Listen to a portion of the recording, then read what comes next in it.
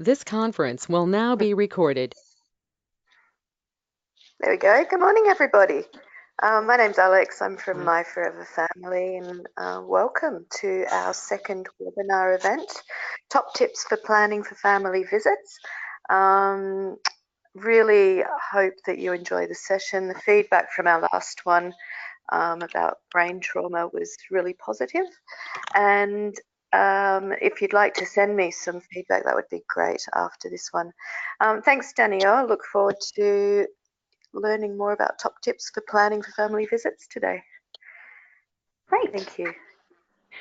Okay, I'm just looking down the list of attendees, and we have Anglicare from Western on, and I was wondering if there were a few of you sitting there and if you wanted to just say hi and let us know who's participated. I've got a Kiralee and Lyndall and Sharon. Sharon, I'm just going to mute you just for background noise, and then we can get started. So Anglicare, who have you got sitting there today? All right, so we'll start. My name's Garrett.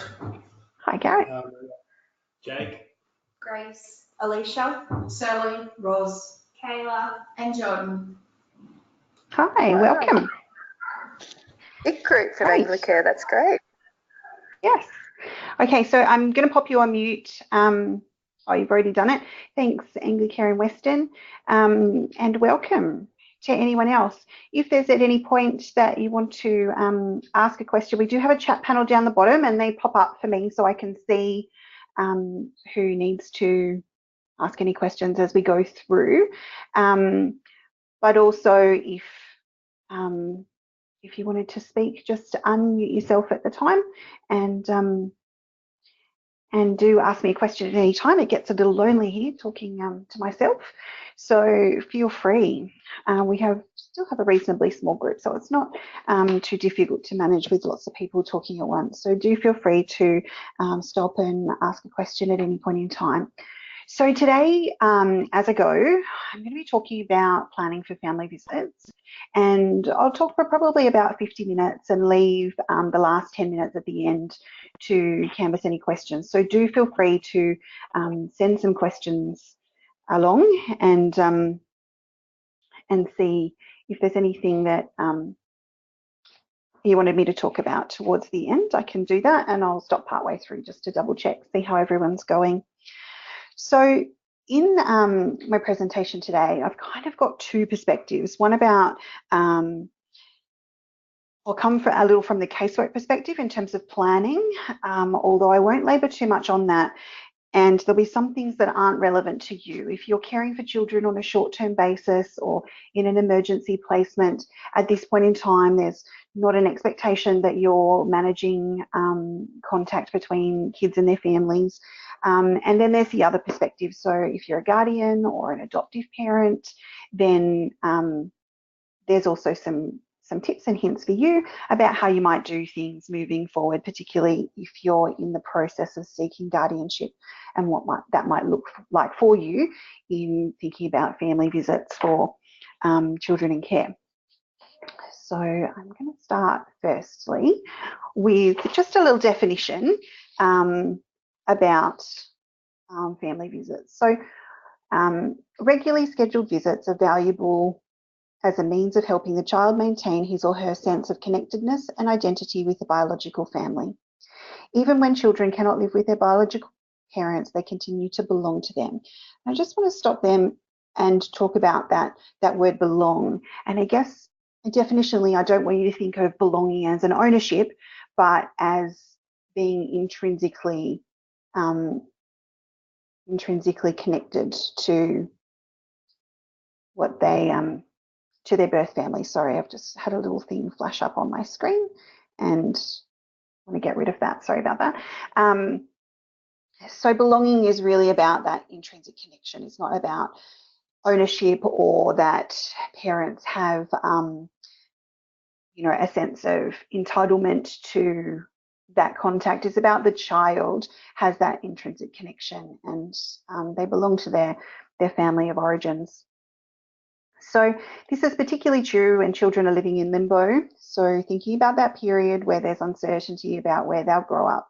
the state of feeling that they belong to nobody, regardless of their outcome. Their sense of roots and heritage should be theirs to keep, and identity is best preserved when regularly scheduled visits are planned and encouraged.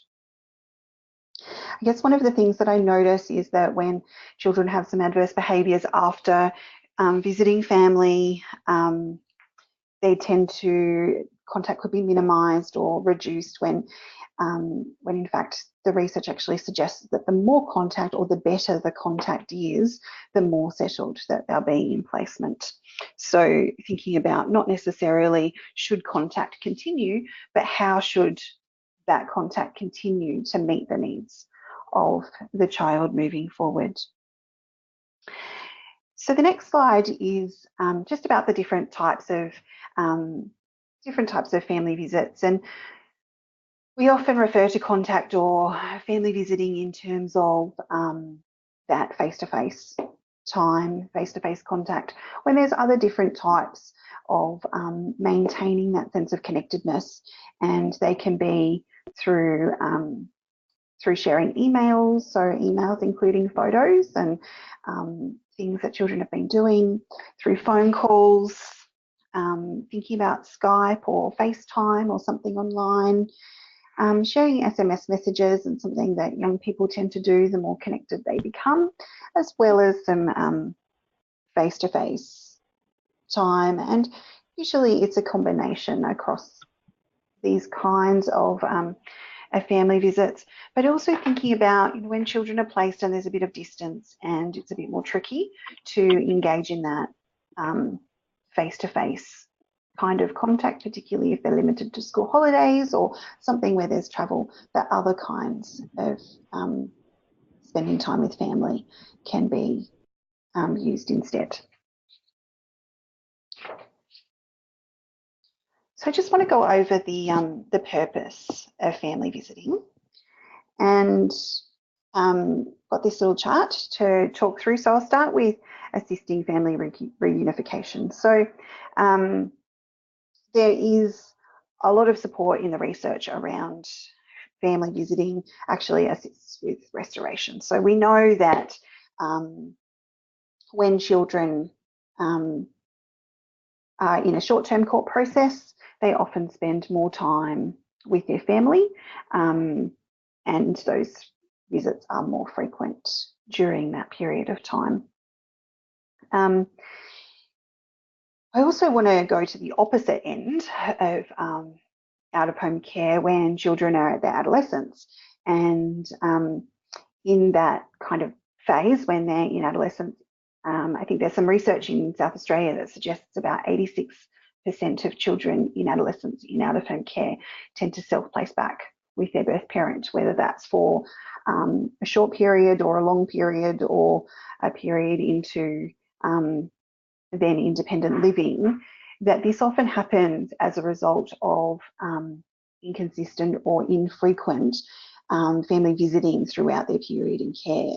So they develop this sense of the grass is greener on the other side. And we're going to talk a little bit more when we talk about the quality of family visiting and what this actually means for children, and how you can best work with a family visit to ensure that children have a really clear understanding, firstly of their life story, but also of their relationship and what that relationship means. Because sometimes when there's infrequent contact, happens in school holidays, happens at McDonald's, happens in a park, there's little engagement, little relationship, there's still this perception of the grass is greener, because the memory is associated with, I have fun in the park when I see mum or dad.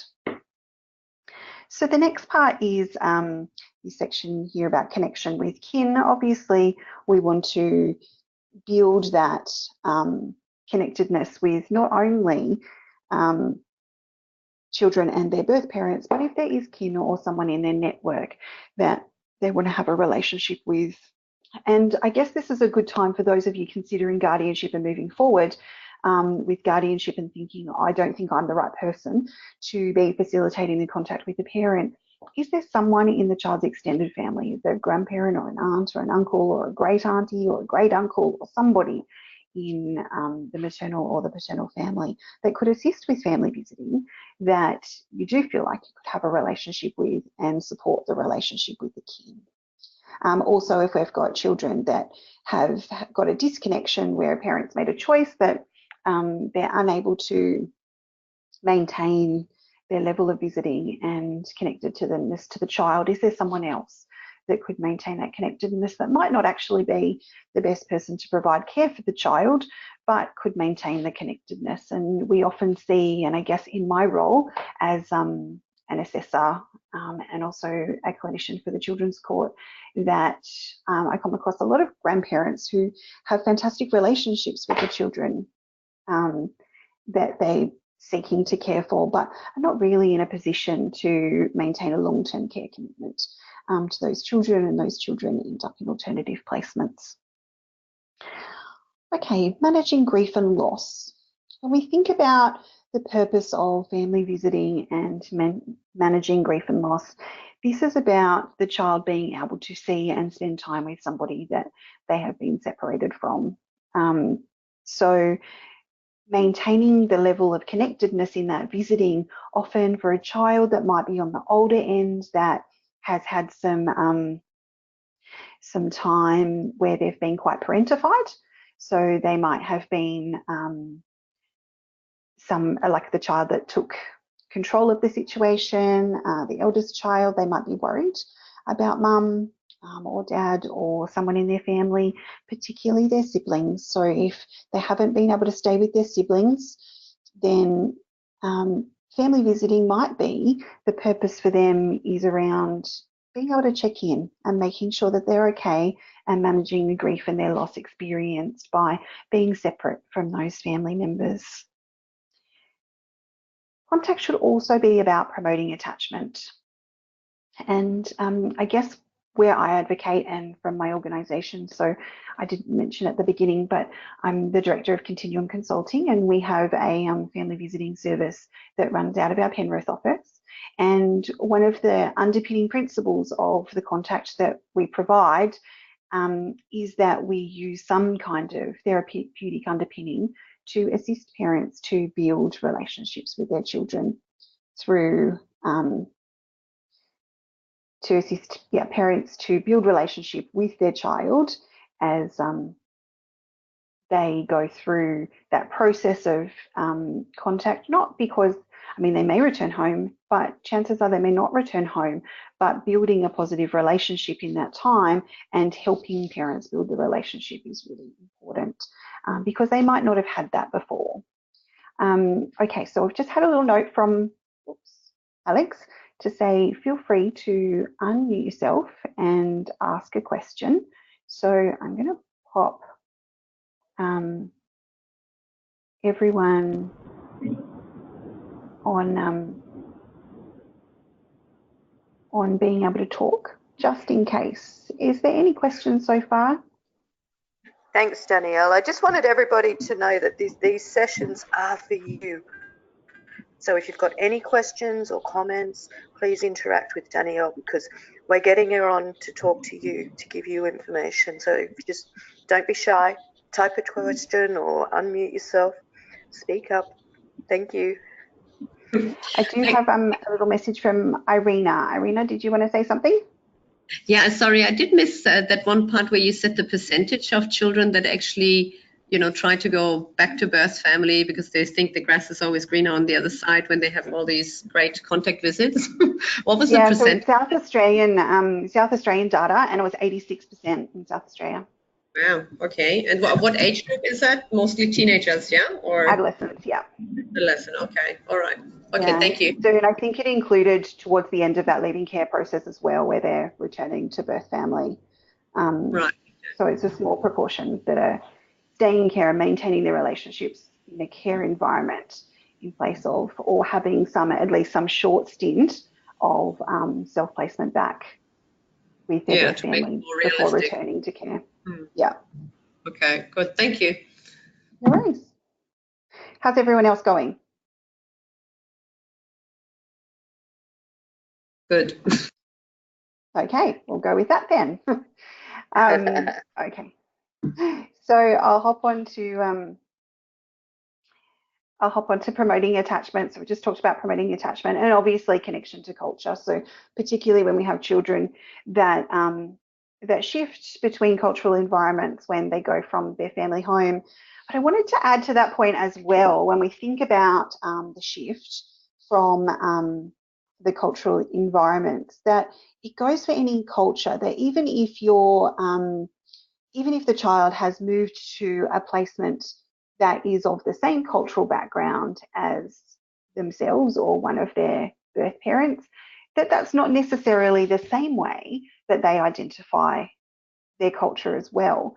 So, for example, I'm Anglo-Australian and my children are as well, and we're, I guess, historically Catholic family on my side, but atheist on my husband's side.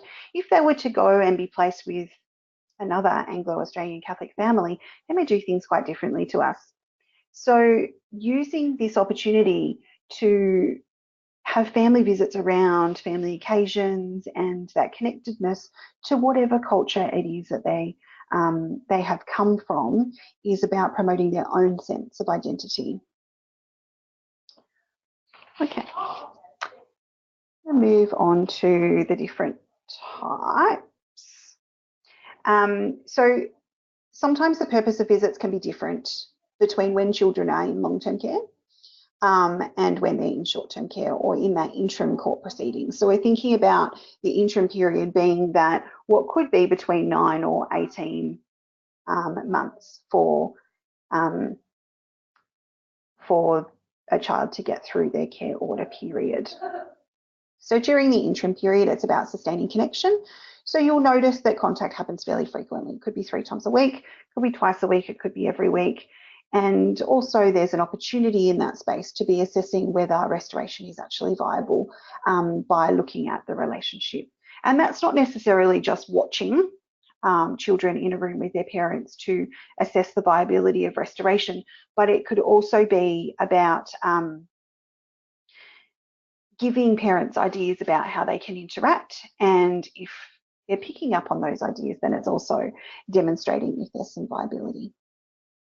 In long-term care, we're looking at the need for belonging and all the things that I've been talking about around continuity and seeing family in a different role in terms of identity and connection rather than boundary setting, day-to-day care, responsibility, and those kinds of things. So it is supposed to be a fun time and a pleasant time, but also should be founded in relationship and identity in that time as well.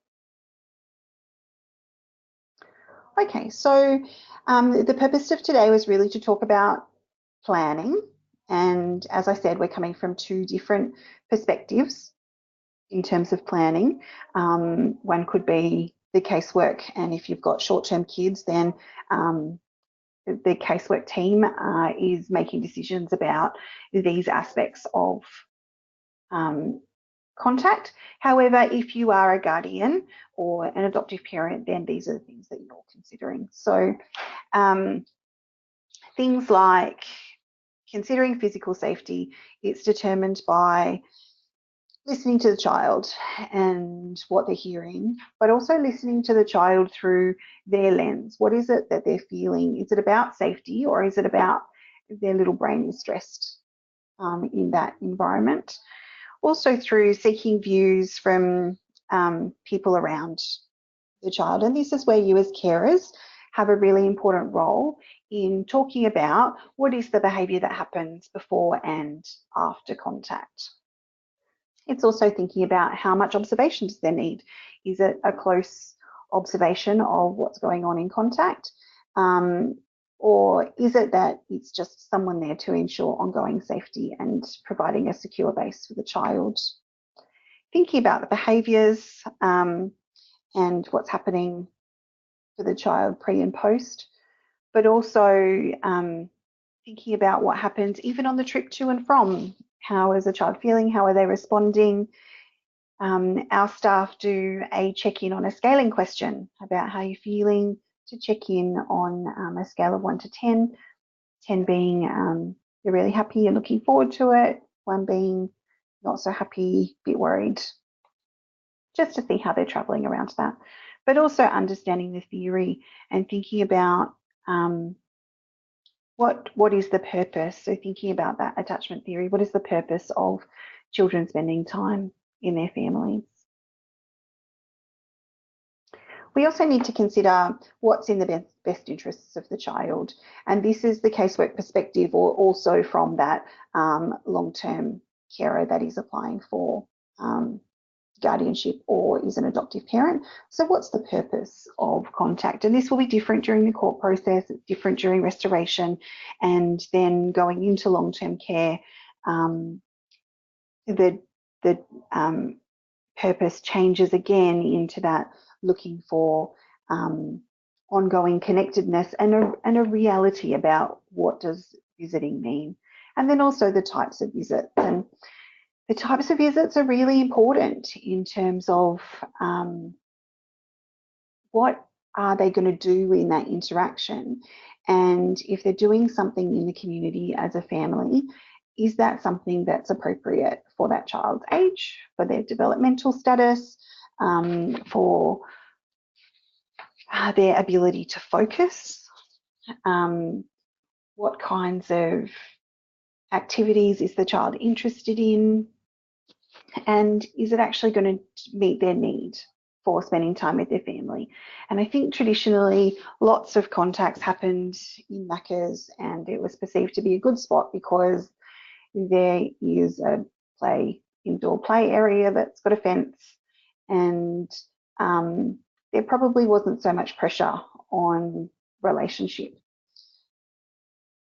If we think about that from a child's perspective and think, okay, that's really good. I go and get the junk food that I'm not usually allowed to have any other day of the week, special occasion food, and I see my mum or I see my dad, and I run around crazy around a play area, and I've got all of that time. And the boundaries are limited because I'm pretty much confined into a play centre. There's not really, I mean, when you're in those little dark tunnels up in the play centre, there's not really time for connection. The only real time for connection is the sitting down eating part. And at that point, there's no real opportunity for a parent to engage in any kind of boundary setting or nurture. Alex? It's like the child at a birthday party or something, isn't it? Just having a great time racing around. It is, yeah. And I think if you have that opportunity, and as a child you look at that and go, okay, well, I do that once a month and I have fun once a month, and I'm now about 15 and I'm really struggling with who I am and that I'm in care and I don't want people to know, but I've got all these memories of having a fun time when I go to Macca's once a month. It's so easily mistaken for, I've got a fantastic relationship with my mum and it'll be really good if I go back there. And now I'm 15, yes. I can vote with my feet. So is there any other thoughts on that? Anybody else? Just making sure you're all unmuted. Is there anybody with any additional thoughts on that or notice that from their experience?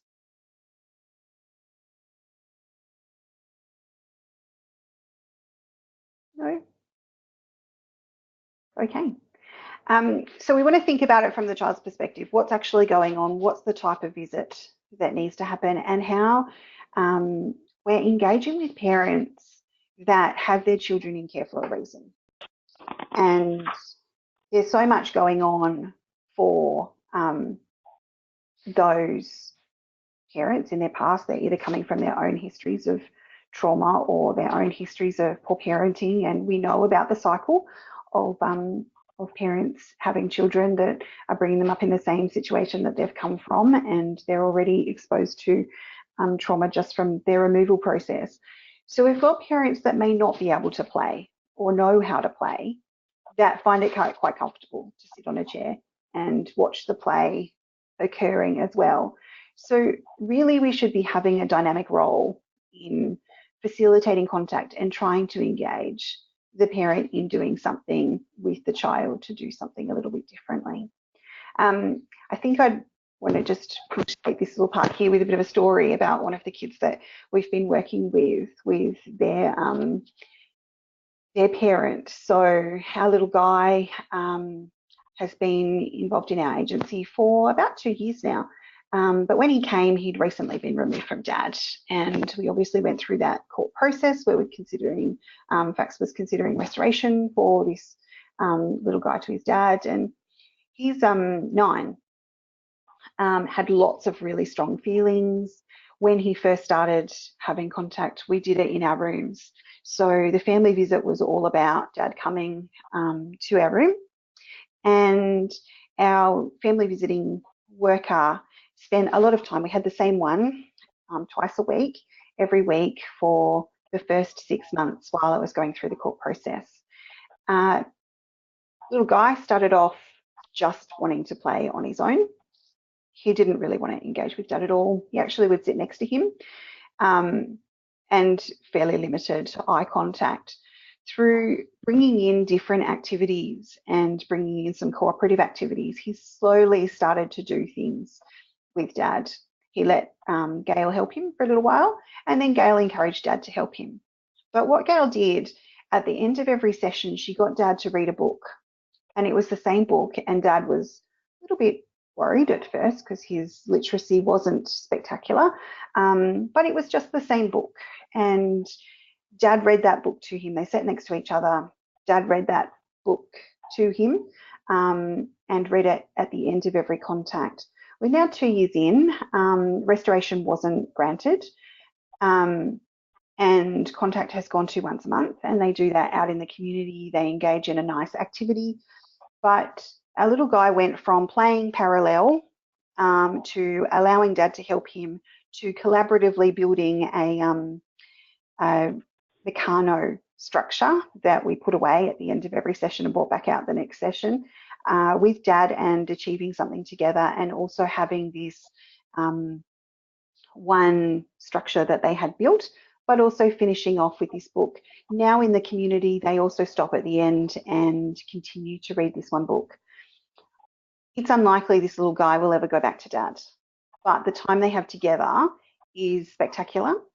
He enjoys the time, dad enjoys the time, and if there's any kind of one message, this little guy, I hope when he grows up and he's a dad, he'll see the value of just one book with his own child and what that will mean, because he's able to reflect on his own experience. Now, I'm seeing a question. Children can also view McDonald's as a negative space if this is the only place that contact happens, and it could be trauma trigger at different times other than contact. You're absolutely right, Sharon. Sorry, I've just scrolled through my things instead of your message. They can see it as a trauma trigger. So if this is where they're going and they're not getting what they need, and I talked at the end of last week about the impact on the brain of trauma. And if they're attention needing and they're trying to get the attention of their parent, but are just playing in the Macca's playground and not getting anything back, going to McDonald's at other times can actually be stressful for them, and they can be worried about what's going on. So when we think about family visiting and what's happening in the family visit, it's not just what's happening in the family visit, it's what's happening for the child generally at home, at school, in the community, their other community connections, and what their general needs are. What kind of attachment style do they have? And what does that look like in terms of what they need from their family when they do have that contact time together? So there's lots of things to think about. Is there anyone that wanted to say anything about that? Hi Danielle, it's Alex. What are some alternative venues, apart from McDonald's or the fast food locations? So there's lots of, I guess now there's lots more parks that are fenced in. We use actually a playroom to start off with that has age appropriate things in it. Libraries often have these. It's also about regulation and being in a quieter place. Like obviously children can make noise. There's also some local, I know, so I'm based in Wollongong, and just south of me there is Horsley Community Centre, and they have a sensory room that can be booked out 24/7. So for some children, particularly with regulation issues, a sensory room can be really good, and there's more and more cropping up everywhere. I did hear of one in Penrith recently, and I think it's Anglicare Western might be able to confirm that, have developed a new sensory room. So there are other things in the communities, and it's really going to be community based, but thinking outside of, I guess what I'm trying to suggest is that we get into the habit of just doing one thing and booking it in and going, okay, Yep. we're done, without So thinking consistency about, in a location is important as well. yeah, it is, you know, thinking more about what do we do that could be better meeting a child's needs instead of let's just do this thing because that's what we've always done. It's easy. Yeah. I've got a couple of callers on the phone. Did you have anything that you wanted to add at this point? One seemed to light up a bit, so. No? Okay. We'll move along then. So just thinking about that frequency, and sometimes like we're often trying to get a number of hours in, or there's a particular court order that says it needs to be a particular length in time, just revisiting that constantly about, is that the right amount of time?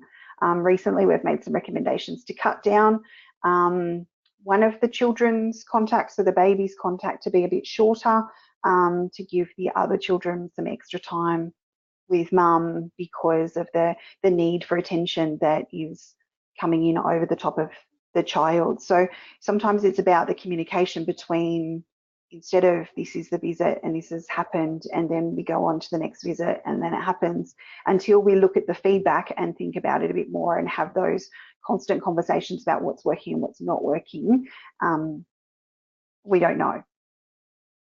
And particularly if there's a decision making around that. So this is about decision making and thinking about a plan. How can we value what's actually good in that relationship? And it's hard to tell in the early days when children just come into care, but we soon learn what's valuable about that parent, what does the child love most about that parent, and how we can really work on strengths to make that time the best time that we can between children. And just got another little bit of research here. Also, just with parents, if they feel like they've been heard about what actually they want to do or engage in, then they tend to be more engaging in that. Often in these processes, it's a really complex, long, disempowering process. Things are before the court. There's a lot of things that are at a high level, I guess, when you're looking at evidence and talking to solicitors and all of those things that they feel like it's a bit beyond them. Just feeling like it's important for them to be engaged, and often at times when parents disengage, there's a little sense of relief that you don't have to go through this process again in terms of the lead up to contact and the post contact and all of those kinds of things. So, but really we want to know more about why are they disengaging? And for them, it can be grief and loss as well. And if you think about contact being a trauma trigger for them, the period of the child being removed is a traumatic experience, and then them getting themselves together to come in to see their child is, and finishing seeing their child is another trauma trigger about being removed again. So often they don't turn up. Also, there's an expectation that they come drug-free. So if they come drug-free, they come alcohol-free or something like that, where they're not demonstrating they're impacted, they actually have to rely on other coping skills to get themselves there and manage those feelings of grief and loss. And in reality, if they had those coping skills to start off with, then the likelihood of them keeping their children would have been much greater. So we need to understand what's going on the other side of the fence. At the same time. So feeling valued and understanding how important it is for parents to be there and be engaged with their child, because often they do say to us, it'll just be easier for them if I'm not around. And when really, I guess what I hear in that is it's actually easier for you not to be around, and that's your view of what's going on for the child, instead of it's actually easier for the child because it's not, and it does set up false expectations for the future of them being Candyland when they get to adolescence. Any thoughts on that? Any particular experiences that you might have?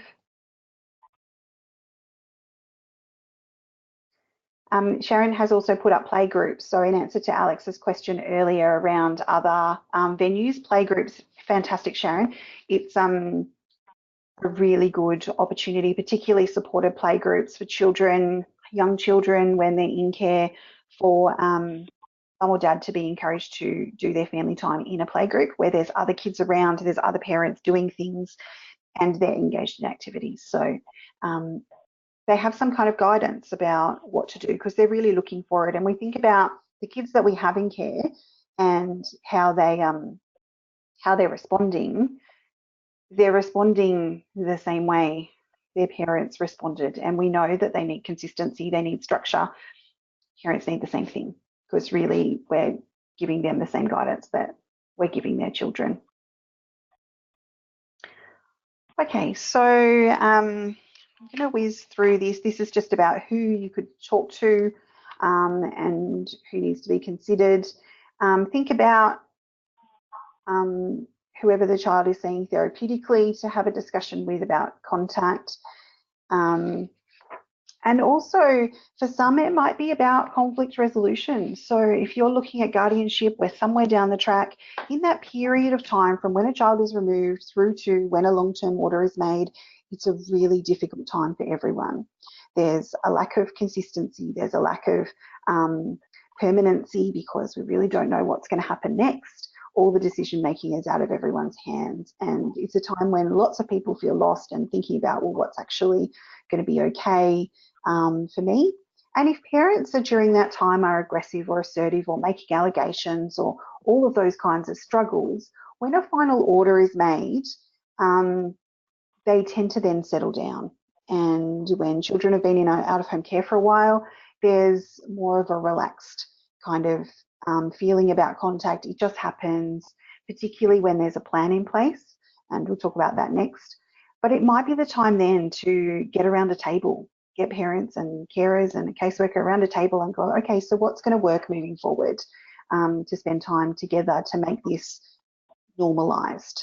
It's much better for children, and there's research about how that's taken from children in out-of-home care, where they say their family visiting is better when their carers and their parents get along and they can see that there's a nice exchange between them, regardless of the circumstances. So it might be time to pull everyone around a table and go, okay, well, things have changed now.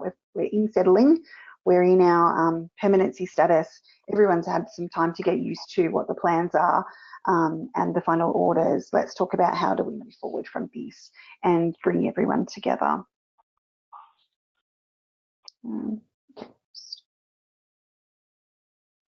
Okay, so I think I mentioned a little bit about this before around changing things up instead of going, okay, well, this is the way that we've been going all of this time, so let's just keep doing the same thing. Let's talk about changing it up when their developmental status changes. As they get a little bit older, the park might not be the place. Their age changes, they want to do different activities. Thinking about if there have been incidences or life events that have occurred for carers or children or their parents that might mean their circumstances have changed and things need to be done differently, or if there's a placement change and we've got locations to consider, because yeah, children do end up travelling a bit and parents end up travelling a bit and there's lots of things to do. So rather than just maintaining status quo, thinking about what it is that we can do differently and can we work together to figure out what would be best moving forward. Whizzing on a bit here. Please do ask any questions if you've got any coming up. This slide is about documentation. So we've got documentation on two ends. We've got it on the beginning end in terms of planning. So coming back to that topic of preparing for family visits, thinking about what's going to happen.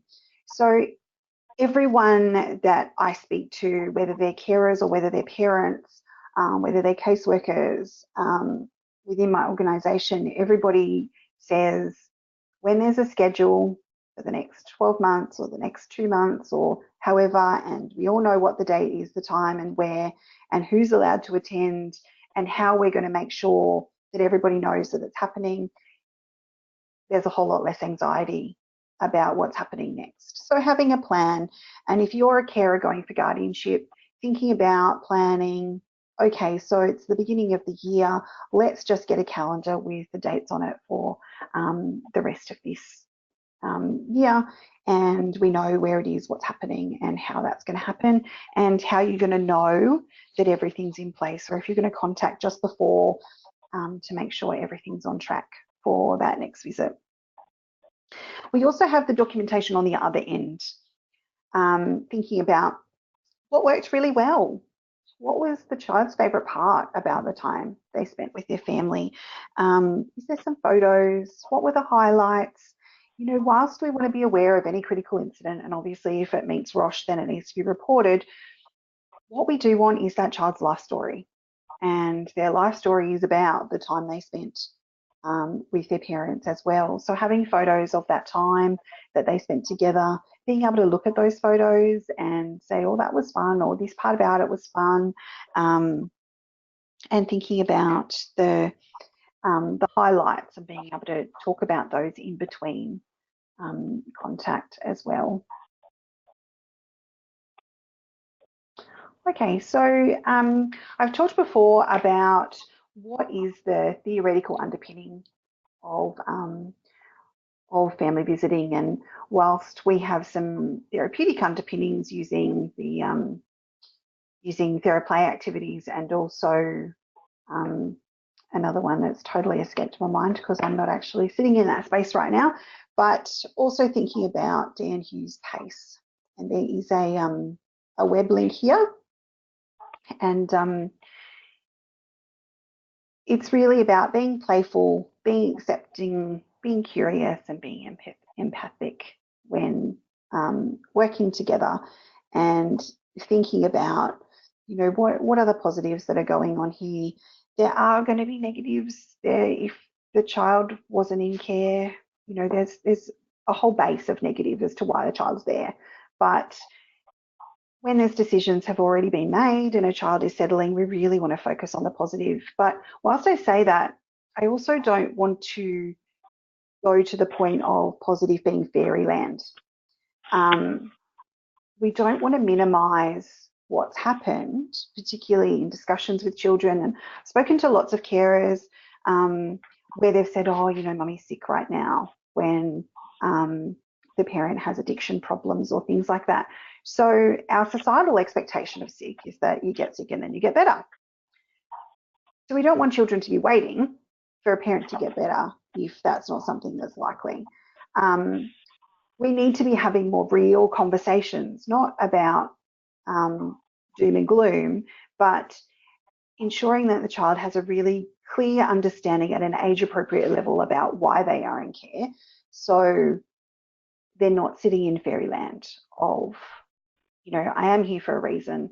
There is a good reason behind it. It might make me feel sad. It might be a difficult conversation to have, but when I spend time with my mum or dad, it needs to be a fun and safe place.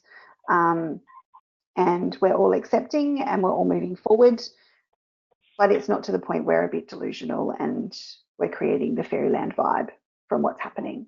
Does anybody have any thoughts about that, or want to comment on that? Just because it is one of the key kind of issues that do lead to adolescent self-placing. Yes, I would like to maybe just add also the term sick, because I mean, if then you as a carer are sick, the child automatically, or you know, may as well then think, oh my gosh, you're sick, so now I'm going to go somewhere else. So it Exactly. is really important to make it clear what kind of sickness we are talking about and what it means, so that, you know, yes, they are not at a at the time in their lives that they can look after children, but it doesn't also mean that there is an end to it or not an end. I mean, it needs to be very careful how to project that to the child. And if I can just on the documentation, if I can just also say that having fostered for a while and also having then adopted 2 children out of foster care, one from overseas and one from here, it's also really, really important to have documented when the children have actually seen their birth parents, because when you do have a lot of changes within the caseworkers, the documentation is not always up to scratch. And I have had the scenario where there was really nothing on file, and I was actually told that, oh, you didn't, comply with all the contact visits. And then I was like, how can that be? Because, contact visit was organized by the caseworker, so it should be all on record, but it wasn't. So I could then document every single date, and it was up to 3 times a week that the child has seen birth family initially. So it is one of those things where it's, especially if it's going towards guardianship or adoption, that everything is really, really well documented, because it just really sped up the whole process at the end. And one of the points in legislation around guardianship, and it's a really important point, and often guardianship can be jumped to quite quickly because it's maintaining the one legal process in the first proceedings, is that we really need to be able to demonstrate that the person applying for guardianship can facilitate the contact and is able to demonstrate that they are facilitating the contact. So absolutely, documentation is critical. Thanks, Irina. Okay, so thinking about just that whole underpinning of being aware, what is it that the children need? And I was talking a little bit before about the research from children's perspectives, that they say that they prefer contact when their carer is accepting of the contact and is respectful of their birth parent. It also helps them, I guess, understand a little more about what's going on with their parent as well, that at the point in time when their parent's not accepted or there's not empathy for their parent, then it tends to then form that alliance of I need to be supportive of my parent or be aligned with them, instead of the working together to keep me safe and working together to provide care for me. Which, for you as carers is really, really hard, because you're seeing these children that at times can be very damaged or having very difficult behaviours, which is a result of the care that they were provided. And there is that level of accountability and responsibility for the way that the children are now behaving, which is something that you have to face with every day. So it's a really tricky kind of balance to kind of strike, but super important for the child. So preparing kids, getting them ready to go to contact, is really about, it's about taking deep breaths and really thinking about, what does this child need right now from their views, not from what I think this child needs right now. And thinking about, does the child want to be involved in making plans? What do they want to do with mum or dad? Having photos of their family around them. So talking about their family is a day-to-day discussion, and it might be week to week in some kind of permanent situations, but developing a level of comfort around having conversations around birth family without being minimising of them is really important in terms of having the child prepared. And they do become more settled post-contact when they feel like it's actually okay to talk about it. Okay, preparing the family. So if you're working with the birth family in terms of making plans for the family visit, talking with them about who'll be attending, where it's going, all of those things, and just confirming any kind of rules or boundaries, but talking with them, including them in making that plan, and that reminding them it's really valuable and how much the child's looking forward to it, hopefully. And I guess the point that I want to finish on before we talk through if there's any additional questions is about preparing yourself, because, like I said before, it can be really hard to send a child off for family visiting, particularly if they are triggered by that family visit. And being able to ground yourself in this is actually for the greater good is actually going to be more helpful for you moving forward, but also having somebody that you can talk to about it, because you're going to need to get out all of that frustration and stress around, you know, how you have to manage the feelings leading up to visits and then also post visiting as well. Giving yourself the space to think about, what does this really mean for me, and knowing what it really means for the child, for you to be 100% invested in what's going on for them. Because, like I was talking about last week, given the way that the brain is structured, one little micro expression on your face about something that is going to happen or could happen is enough to set off their little amygdala to go, I'm not safe in this space at all, and can have a totally different experience from it. So it's a massive responsibility that you have to be in this space and be okay with something that you really might not be okay with. Does anybody else have some thoughts about that? Hi, it's Alex here. I just wanted to let people know as well that that's where my Forever Family Carer Support Line can absolutely help you as well. So if you do need to talk to someone and you know, you just want someone on the end of the phone to support you before a visit or after a visit, give us a call. That's what we're there for. Excellent. It is indeed. So I do want to hand it over. I've just got a little slide in here about attunement, and attunement is really all about the ability to read and respond to the communicated needs of another, and that's what we're looking for in children. So we need it to be present 100 bazillion% in that space when we're working with kids, particularly when we're sending them off into something that can be quite difficult for them. So handing it over to all of you, do you have any questions of me that we can use for this last little bit before we finish up this morning? I think everybody's unmuted, so feel free. Hi, it's Alicia here from Anglicare. I did have one question. Earlier when you were talking about, like with the McDonald's visit and that, how there wasn't much of a focus on building relationships and connection during the visits. Are there particular activities or destinations or something, you know, kinds of activities we should be helping the parents do with the kids to kind of put more of a focus on building relationships and connection rather than just, you know, I get to play at the park with that every time I see mum and dad? Yeah, look, yeah, absolutely, Alicia. So thinking about, like, I guess, and I use the McDonald's experience because in the play area in McDonald's, it's not really designed for a parent to be up in those tunnels. So often there's like that one little bench that parents are lined up on and the kids are up in the tunnels and you can't even see them.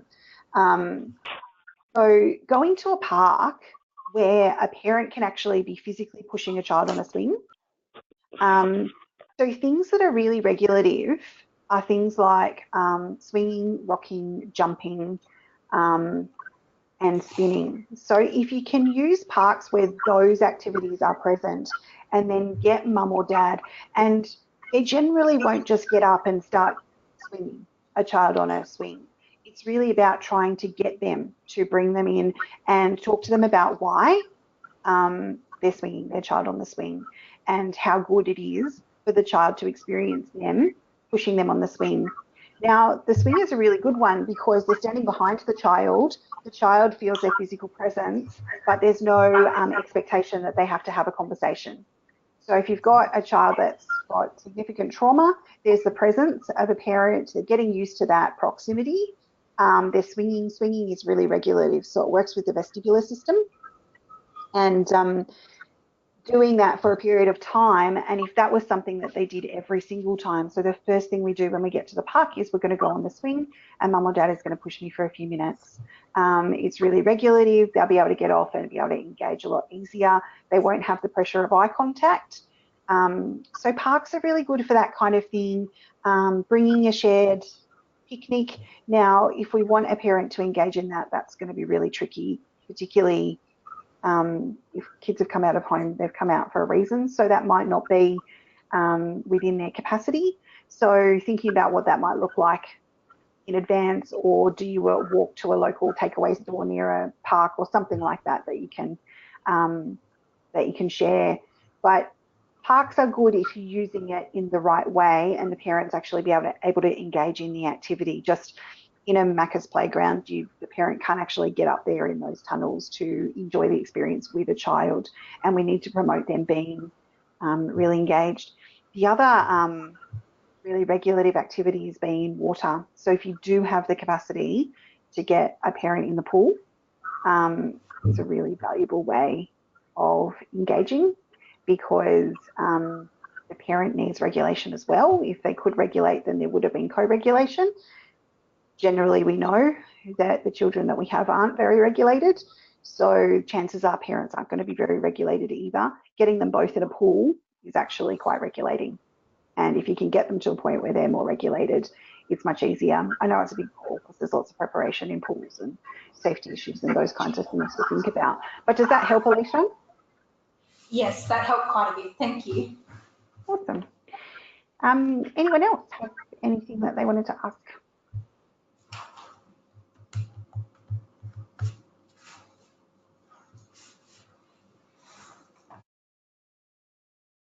Okay. We don't have any more questions in the chat either. Just want to put it out there for the last. We've got a couple of minutes left. If there's anything else, otherwise, did you want to sign off, Alex? I will. Thank you again, Danielle. Such a wonderful session. It's been really helpful, so I hope everyone else has taken away lots of information. I will get this up on our website, so you'll be able to access the recording of the webinar, and I'll also get the slideshow up on the website. And for everybody that's participated today, I'll get out a certificate as well that you can provide to your caseworkers if need be. But thank you once again, everybody. And please look on the website. We've got another 10 webinars scheduled with Danielle for the rest of this financial year. So hopefully we'll start to see familiar faces and names joining in on the webinars. Great. So hopefully I'll see you again next Tuesday when we come back again. Thanks everybody for participating. I'll stop the recording now and sign off. Thank you. Thanks everybody. Bye. Thank you.